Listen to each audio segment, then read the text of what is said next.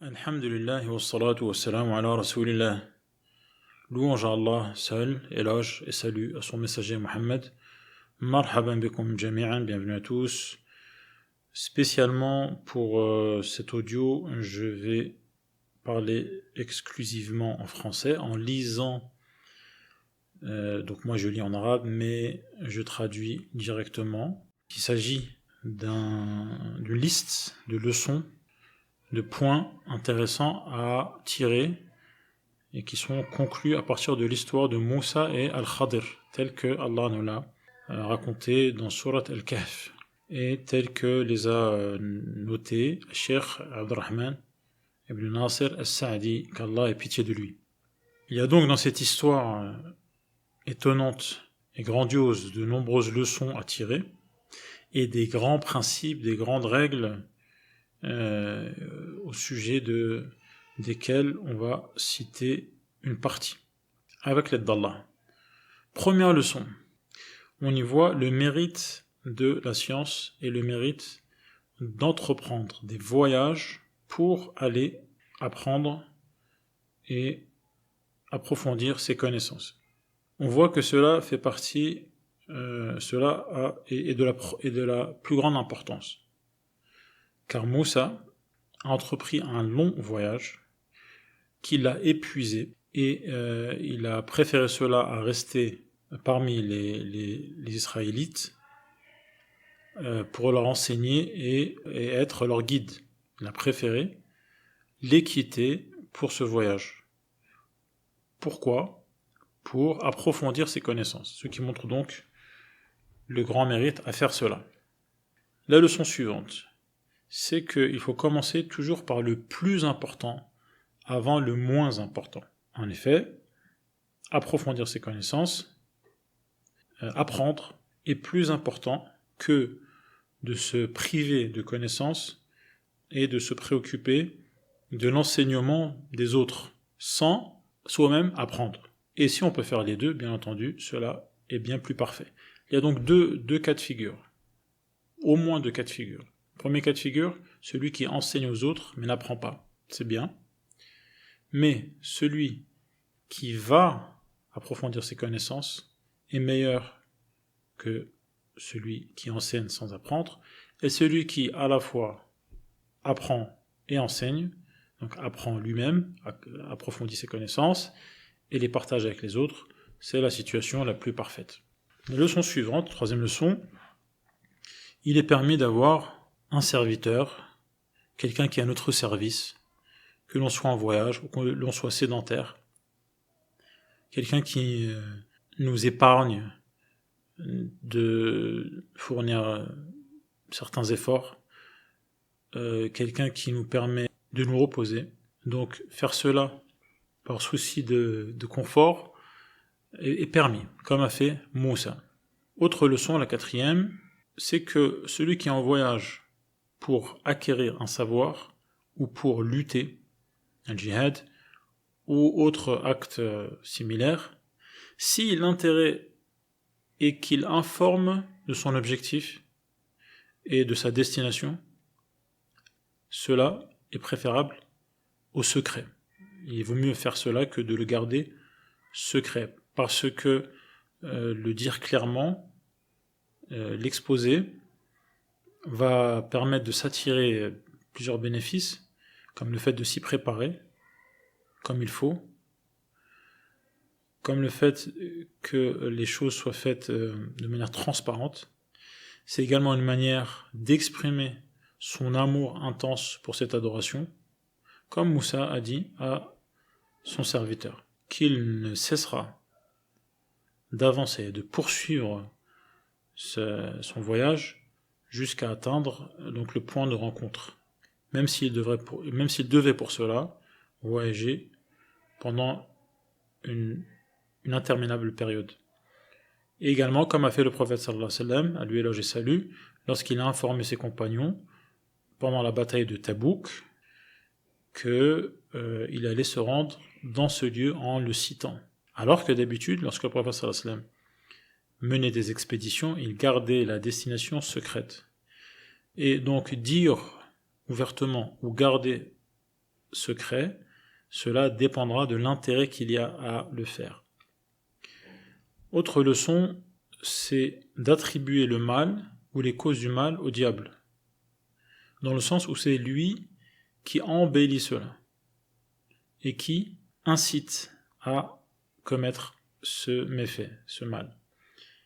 Même si tout cela est prédéterminé, prédestiné par Allah et décrété par Allah, comme a dit donc le serviteur à Moussa. C'est en vérité seul le diable qui m'a fait oublier. Il me fait oublier donc que le poisson avait pris la fuite. Autre leçon, il est permis d'informer de ce qui est naturel chez l'être humain, de ce qui est humain, comme le fait de ressentir de la fatigue, ou le fait de ressentir de la faim, ou de la soif. Il n'y a pas de mal à l'exprimer, tant que cela n'est pas dit d'une manière qui est une plainte, tant que on ne se plaint pas, et tant que cela est vrai et qu'il n'y a pas de mensonge. Comme Moussa a informé son compagnon, son serviteur, lorsqu'il lui a dit que le voyage l'avait épuisé. Autre leçon, il est préférable que le serviteur, celui qui est à notre service, soit quelqu'un d'intelligent, de futé, de vif, pour que la raison qui fait qu'il est à notre service soit que l'objectif soit pleinement atteint. Autre leçon, il est préférable que son serviteur partage avec nous le même repas et de manger avec lui. C'est ce qui est apparemment, en apparence, compris du contexte de l'histoire, lorsque Moussa a dit « apporte-nous notre repas ». Donc notre repas, le sens apparent, c'est qu'ils ont partagé ce repas. Autre leçon, la 9e, c'est que l'aide d'Allah descend en fonction de la conformité aux ordres d'Allah. Plus on est conforme dans la réalisation de ces ordres, et plus l'aide est présente. Ce qui signifie que celui qui est en totale adéquation avec les ordres donnés par Allah reçoit une part d'aide et de force d'action bien meilleure ou supérieure à celui qui n'est pas en totale conformité avec les ordres d'Allah. On le voit lorsque Moïse a exprimé son épuisement après qu'ils aient dépassé le point fixé. Avant d'avoir dépassé ou d'avoir atteint le point fixé, Moïse n'a pas exprimé et donc n'a pas ressenti d'épuisement ou de fatigue, alors que c'était un long voyage, parce que c'était le voyage qui était en conformité avec l'ordre d'Allah. Alors que la deuxième étape, celle qui est après le point de rencontre, donc après le rocher, on comprend du contexte que c'est un voyage qui n'est pas duré une journée entière, parce que ils avaient perdu le poisson la nuit, la nuit qu'ils avaient passée au lieu de rencontre, près du rocher. Donc il semble visiblement, selon le contexte, qu'ils ont passé la nuit, et ensuite le lendemain matin ils ont repris la route. Le serviteur a oublié de dire à Moussa qu'ils avaient perdu le poisson, et au moment donc du repas de la journée, al-Rada, c'est là que Moïse a demandé qu'on lui pose son repas. Et c'est là que Al-Fata, donc le jeune serviteur, s'est rappelé. Donc, conclusion, c'est que le premier voyage n'a pas donné lieu à une fatigue, parce que c'est un voyage en conformité avec le véritable voyage qu'il fallait faire. Une fois que ce voyage était terminé et qu'ils ont pourtant continué, donc une nouvelle étape qui, elle, n'était pas en conformité avec ce qui était visé, c'est seulement à ce moment, c'est seulement là qu'ils ont, et que Moïse particulièrement, a ressenti la fatigue. 10e leçon, c'est que l'esclave, l'homme qu'ils ont rencontré, Al-Khadir, n'est pas un prophète, c'est un homme de vertu, parce qu'Allah l'a décrit en tant que esclave. Et il a cité sa faveur envers lui, qui est la pitié et la science. Et il n'a pas mentionné la mission, al-Risala, ni le statut de prophète, al-Nubuwa. Si cet homme avait été un prophète, Allah l'aurait cité, comme il a cité les autres faveurs que sont Ar-Rahma, la pitié, et Al-Ilm, la connaissance. À la fin de l'histoire, lorsque Al-Khadir dit « Je n'ai pas fait cela de mon propre chef », est-ce que cela signifie que c'est un homme qui reçoit une révélation et que c'est donc un prophète? Pour le Cheikh Saadi, cela n'est pas une preuve. Cela signifie que c'est un homme inspiré, un homme informé et inspiré. Comme cela peut avoir lieu pour des personnalités qui ne sont pas pour autant prophètes. Comme Allah a dit au sujet de la mère de Moïse, qui lui a inspiré donc de le mettre de l'allaiter déjà, et ensuite de le mettre dans un coffre ou une boîte qu'elle lancerait sur le fleuve. Et également, comme Allah inspire les abeilles, si bien qu'elles s'installent dans des ruches, sur les montagnes notamment. 11e leçon, il y a 2 sortes de connaissances qu'Allah enseigne aux gens, ses esclaves. Il y a une science, une connaissance que l'on peut acquérir suite à des efforts qui sont fournis, et il y a une science qu'Allah inspire, qu'Allah accorde, et qui a un don qu'il accorde à ceux qu'il veut parmi ses esclaves, comme ce fut le cas de Al-Khadir. 12e leçon, on apprend dans cette histoire les bonnes manières à avoir avec l'enseignant, le professeur. Comment s'adresser à lui en utilisant des termes polis, les plus délicats possibles, comme Moïse a dit « Est-ce que je te suivrai afin que tu m'apprennes une partie de la connaissance qui guide que tu as reçue ?» Donc il lui a présenté le sujet comme étant une concertation délicate, bien tournée, c'est-à-dire en gros, est-ce que tu m'accordes, est-ce que tu me donnes la permission d'être ton élève? Tu n'es pas obligé.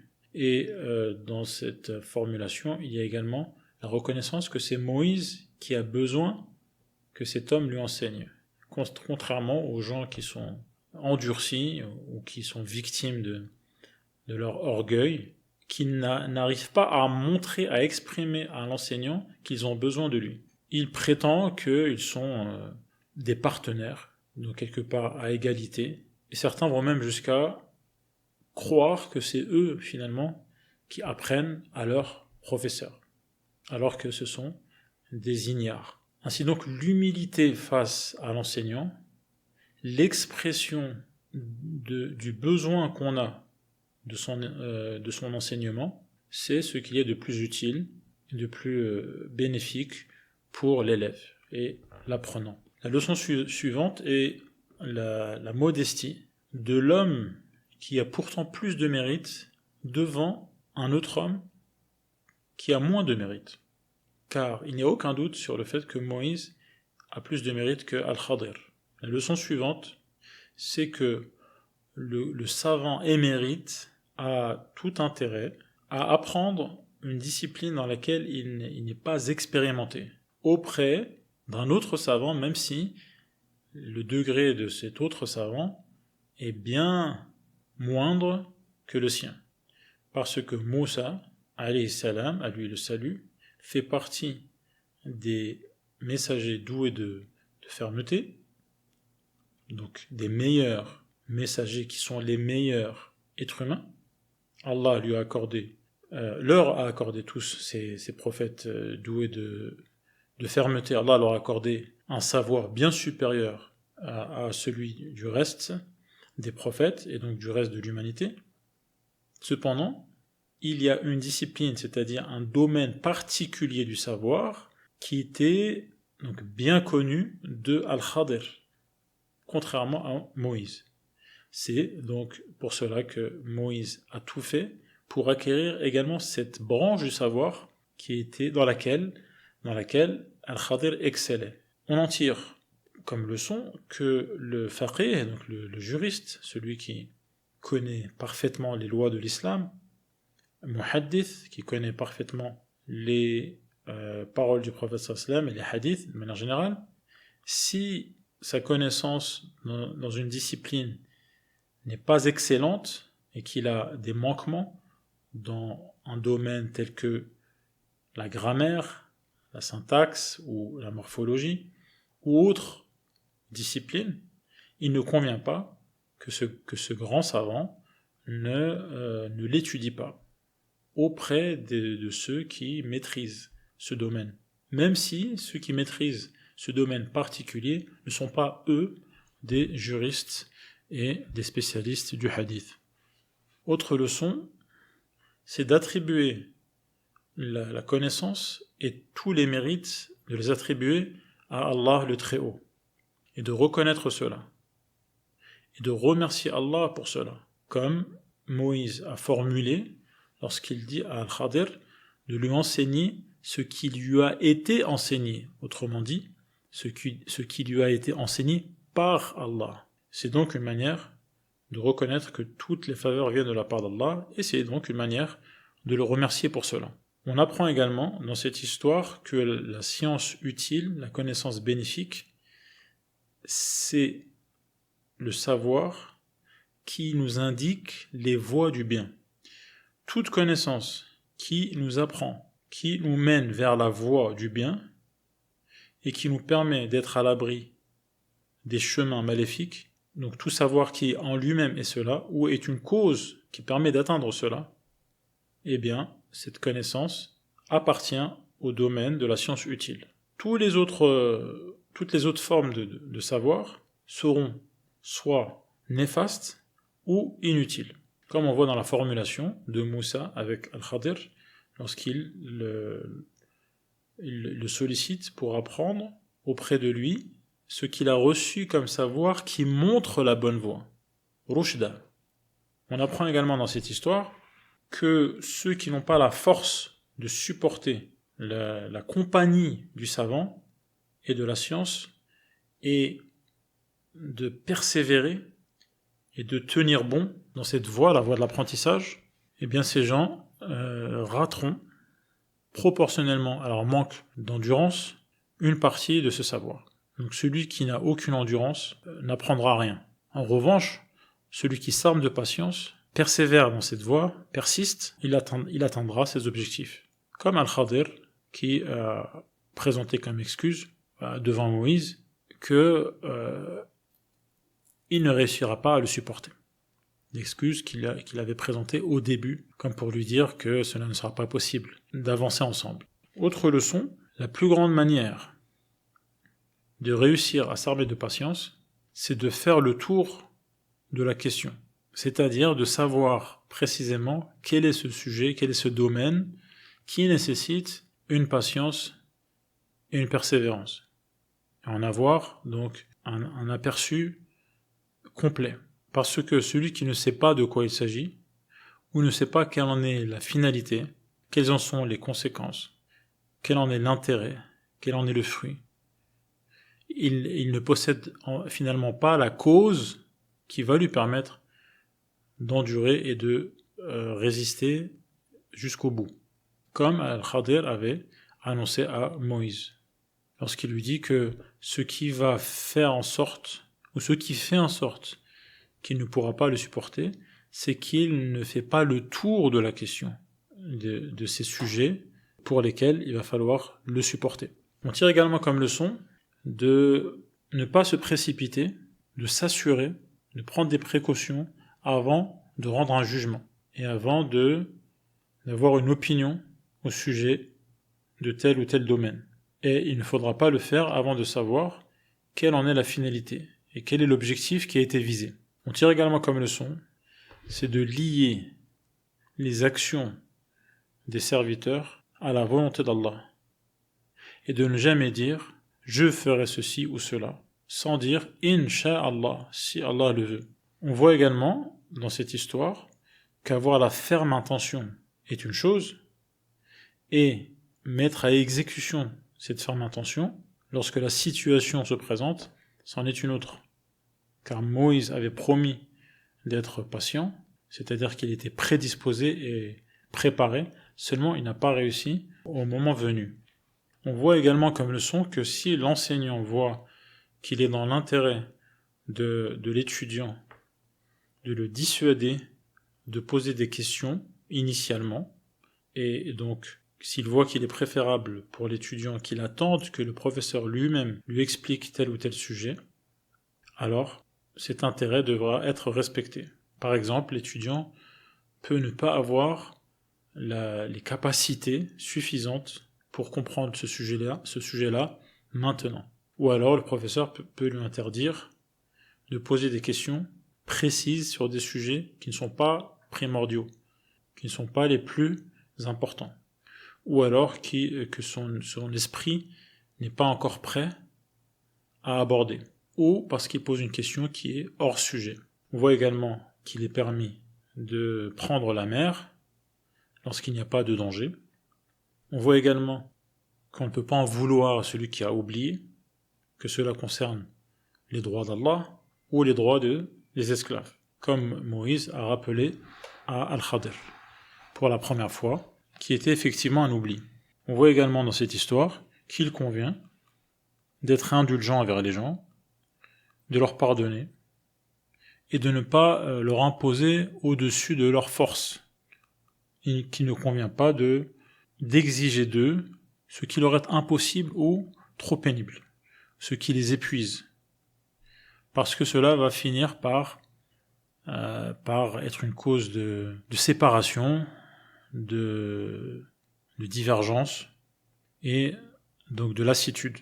Bien au contraire, on acceptera des gens ce qu'ils sont capables de faire sans plus, afin que les choses soient facilitées. On apprend également dans cette histoire que on juge, ou plutôt qu'on considère les éléments selon ce qui en apparaît, et que les lois, les règles relatives à ce bas monde, concernant les biens, concernant l'intégrité physique et autres règles et lois, sont basées sur ce qui apparaît. Comme a fait Moussa au sujet du bateau qui a été endommagé, au sujet de l'enfant qui a été tué, ce qui apparaît, c'est que c'était des actions condamnables. Et Moussa n'avait pas d'autre choix que de condamner cela. Il ne pouvait pas garder le silence en temps normal. En temps normal. En dehors de cette période particulière qu'il a vécue avec Al-Khadir. Donc si il avait été dans une autre situation, il n'aurait pas eu d'autre choix que de condamner. Il n'aurait pas pu garder le silence. Cependant, c'était ici une exception dans cette histoire. Une exception où l'accord, c'était qu'il garde le silence, justement. Ce n'est donc pas la règle, ce n'était qu'une exception. Cependant, Moussa n'a pas réussi, il s'est empressé donc de juger selon ce qui apparaît, à savoir que ces actes étaient condamnables. Il a donc jugé conformément à la règle générale, et non pas concernant la situation particulière et l'exceptionnel. On tire également comme leçon une grande règle extrêmement importante, c'est que on commet le moindre mal pour repousser le plus grand mal, et qu'on prend en compte le plus grand des deux intérêts, même si cela amène à ne pas réaliser le moins important des deux intérêts. En effet, tuer un enfant, c'est un mal. Mais que cet enfant reste en vie jusqu'à pervertir ses parents et les amener à quitter leur religion, c'est un mal également, mais c'est un mal qui est pire que le premier. Autre manière de présenter la chose. Le fait que cet enfant continue à exister sans être tué, et donc préserver sa vie. On pourrait penser que c'est un bien. Cependant, le bien qui est que les parents continuent à garder leur religion et leur foi, c'est un bien qui est bien plus important, justement. Donc il y a deux intérêts, mais l'intérêt de préserver la religion est plus important que l'intérêt de préserver la vie de l'enfant. C'est pour cela qu'Al-Khadir l'a tué. Et cette grande règle du moindre mal et du plus grand intérêt comporte des ramifications nombreuses qu'il est difficile de recenser. Et donc lorsqu'il y a à la fois des intérêts et des méfaits, donc peser le pour et le contre, cela rentre également dans cette règle. C'est inclus dans ce grand fondement, ce grand principe.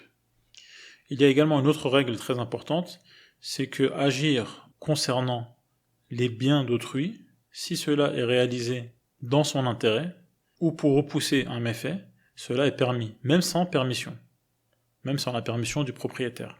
Même si cela amène à détruire une partie de ses biens et de ses richesses, comme a fait Al-Khadir en détruisant une partie du bateau pour préserver l'ensemble du bateau.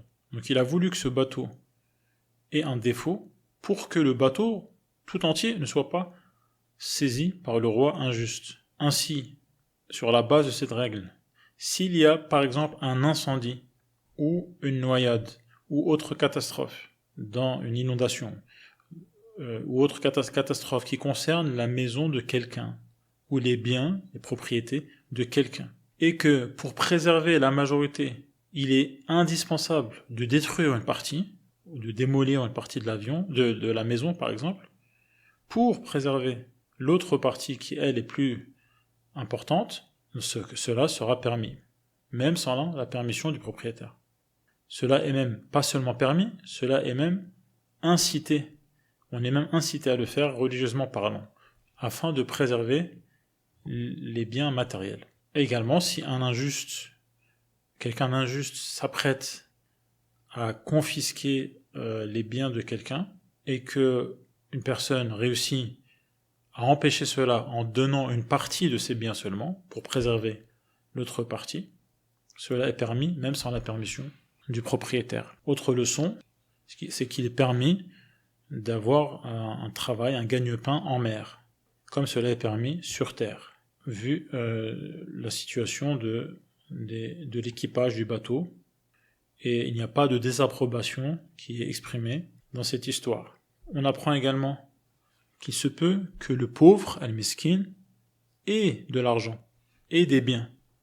Cependant, ces biens et ces possessions ne suffisent pas à combler ses besoins, ce qui n'empêche pas qu'il soit tout de même concerné par la définition du pauvre. Il est donc concerné par la pauvreté, même s'il possède des biens, comme Allah a informé au sujet des propriétaires du bateau, en disant que c'était des pauvres.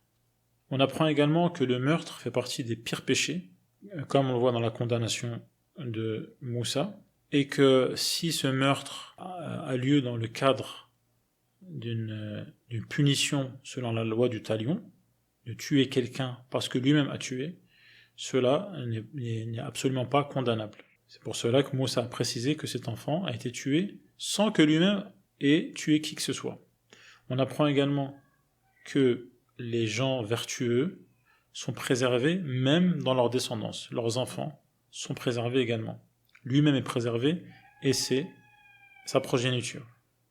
On apprend également que être au service des gens de vertu a plus de mérite, être au service des gens de vertu et ce qui est en lien avec eux, donc notamment dans l'histoire leur trésor, cela a plus de mérite qu'être au service d'autres personnes qui, elles, ne sont pas vertueuses. Car c'est la justification qui a été donnée par Al-Khadir lorsqu'il justifia son acte par le fait que leur père était un homme vertueux.